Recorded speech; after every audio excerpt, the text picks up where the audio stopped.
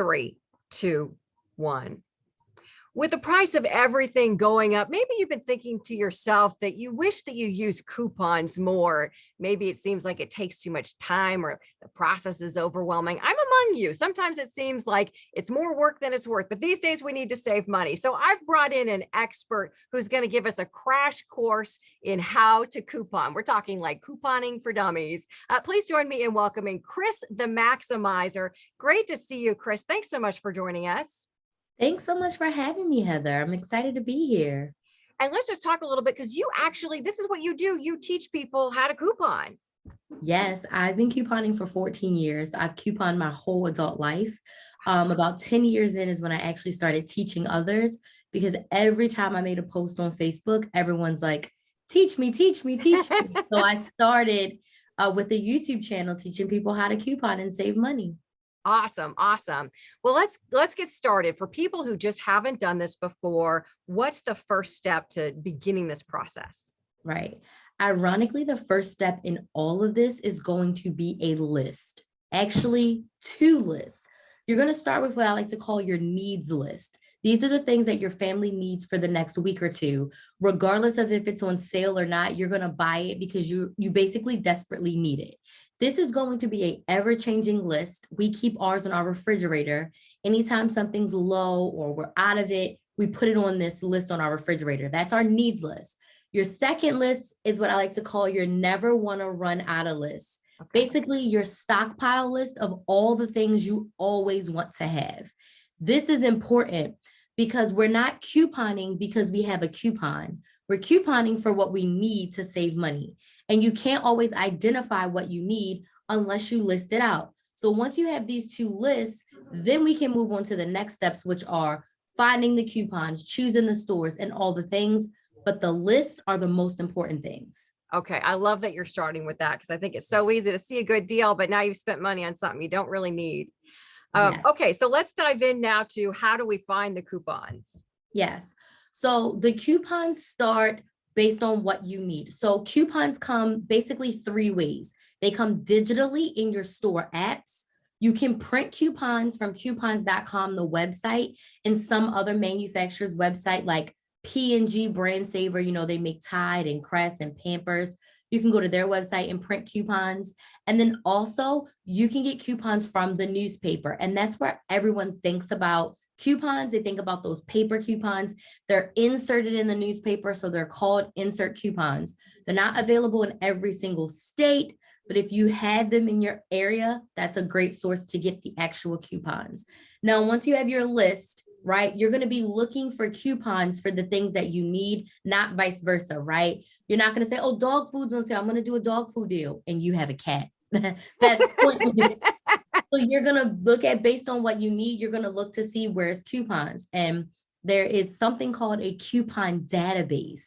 So if you Google coupon database, you can type in toothpaste and all available toothpaste coupons will pop up. And it will tell you if it's in the CVS app, or it will tell you if it's an Ibotta rebate, or it'll tell you it was in the Sunday, July 1st newspaper, go and grab it. So the coupon database will tell you where the coupons are located for the things that you need. Okay. Are we printing these out? Can we download them onto our phones? What's the easiest way to do this? So not every coupon comes in every form. So just because there's a printable doesn't mean it's going to be digital, and it also doesn't mean it's going to be in the newspaper. So the coupon database will tell you specifically where it is. Now, if you don't have a printer and you don't want to use the newspaper, your main source would be the store app.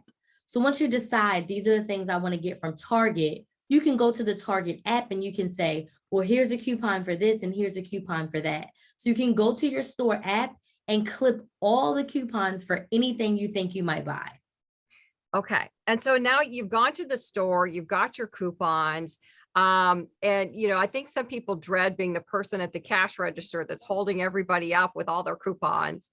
So walk me through, you know, maybe some tips of how you sort of navigate that to make sure you're getting credit for everything and it goes smoothly. So before we leave the house, there's two other things we need to do. You have your master list. Now we're going to create what's called a breakdown. You know, when you were in school and the math teacher would always say, show your work, show your work. That's what we are going to do. So for example, let's just say we're grabbing 2 tubes of toothpaste. You're going to put that they're $3 each. So your total is $6. Then you have a $2 coupon for each one. So now your total went from $6 to $2 is what you're going to pay at the register. This breakdown is essential. Once you're in the store and you get your toothpaste and you get your cereal and you get whatever, you're going to put all of those things in the cart. Okay. You're going to total it all up. This is my total before coupons. This is my total after coupons. These are the coupons that should come off. Takes about 5-ish minutes to do this in the store. Now, once you have all of that, when you get to the register, you will be prepared because you can look at your total and say, my total should be $15 before tax. So if the cashier tells you 27, you're like, can you make sure that my toothpaste coupon came off? Can you make sure that this coupon came off? Because you wrote it down on your breakdown. So that part is essential. So when you're in line, you're probably not going to be holding up the line. But the one thing I'll say is you have to be confident in the fact of some people are paying with money. You're paying with paper money. So you're entitled to the same amount of time at the register as they are. Because I don't want to pay $27 when the total should be $15. Right. So I'm going to ask the cashier if all the coupons are there. Sometimes they didn't come off, or sometimes they forgot to scan, or sometimes the sale price didn't ring up and they have to manually go in and change the price. So that's why having your paper and saying that should be $3, they can check and say, you're right, our system is not working correctly. So having that breakdown is essential to your time in the line. Okay. Kind of being prepared to maybe advocate for yourself a little bit. Okay. Absolutely. How much time does it take to kind of, because that to me, that's always been an intimidating thing. I don't know if I want to sit and pore over a newspaper for a lot of time, all the time. So how much time does it really take to kind of do this and be organized about it? I say 1 to 2 hours per week. You don't have to sift through a newspaper because if you know you only need these 3 things, and if the coupon database says there's no coupons in that newspaper for it, there's no need for you to buy that newspaper or even open it. If you are going to go to your local grocery store and you go to the store app, it'll take you 1 minute to click the coupons in that app. So it really is 1 to 2 hours. Most of your time is going to be spent deciding what you need and deciding what store to buy it at, because one store is not always the best place to buy everything. So that's where you're going to spend the bulk of your time. Then you can open up your store apps, clip your coupons. If there's anything you need to print, you can print those. And if the coupon database says there's coupons in the newspapers, you can look through those and cut those out. We're only cutting coupons that we're going to use. You're not going to cut the whole newspaper coupon inserts anymore. We're not doing that anymore. Okay. I like that. That makes me feel better. You did mention though, multiple stores. I think that might scare a few people. What's your strategy for doing that? So we don't go to every store every week. So for example, I've done the math down to like the price per can, the price per ounce at BJ's versus Walmart. So I know that we go to BJ's every 6 to 8 weeks. We don't go every month. So there's like 10 or 15 staple items that we only buy at BJ's. So when those coupons are in the app, that's how we know it's time to go to BJ's again, which is usually every 6 to 8 weeks.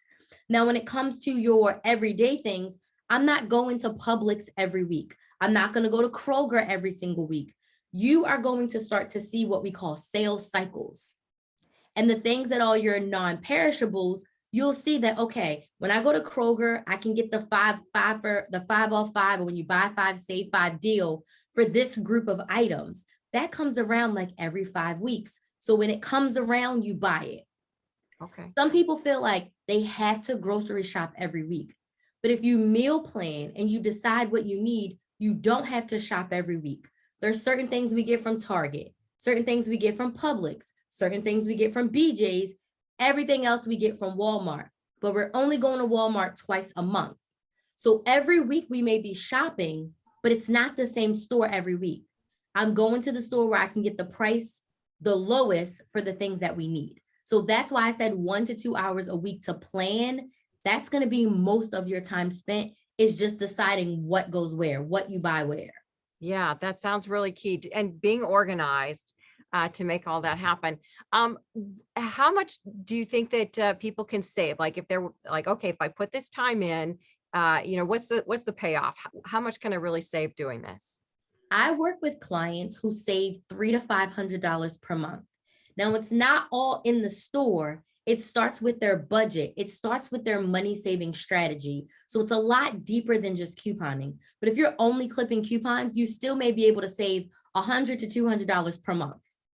Okay, but you have to get serious about it. You have to be very intentional. It can't just be I'm waking up and going to the grocery store. You're not going to save money that way. You have to decide a couple days before I'm going to this grocery store to buy these things. I'm clipping these coupons. Okay, well, I think you've given us some great tools. I'm going to try it. And everybody else watching, let us know how it goes. And Chris, if people want to learn more from you, how can they follow along? So you can find me on my website. It's christhemaximizer.com, which is KRYS the Maximizer. I'm primarily on TikTok. I also have a podcast that's called Couponing with Chris the Maximizer. And then Instagram and YouTube, I'm also Chris the Maximizer. Wonderful. Well, Chris the Maximizer, thanks so much. I think you've helped us to maximize our savings. So I really appreciate it. Thank you so much for having me. You bet.